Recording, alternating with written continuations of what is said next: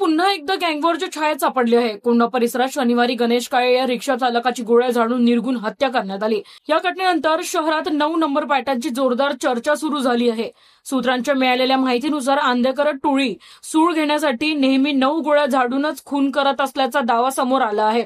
याच पद्धतीने आयुष कोमकर आणि आता गणेश काळे यांची हत्या करण्यात आली. 2 महिन्यानंतर आंधेकर टोळीने केलेला हा दुसरा खून आहे.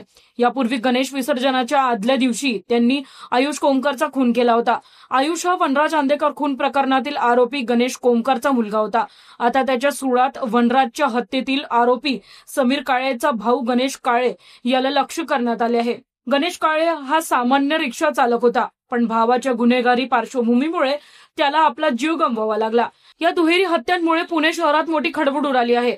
पोलिसांनी तत्परतेने कारवाई करत 3 आरोपींना अटक केली असून त्यांना 6 नोव्हेंबरपर्यंत पोलीस कोठडी सुनावली आहे. मात्र आंधेकर टोळीच्या वाढत्या हालचालींमुळे पुन्हा गँगवॉर भडकण्याची शक्यता पोलिसांना नाकारता येत नाही. नागरिकांमध्ये भीतीचं वातावरण असून शहरातील कायदा आणि सुव्यवस्थेची गंभीर परीक्षा सुरू आहे. तर अशाच महत्त्वाच्या घडामोडी पाहण्यासाठी फॉलो करा न्यूज डॉट्स आणि क्राईम डॉट्सला. धन्यवाद.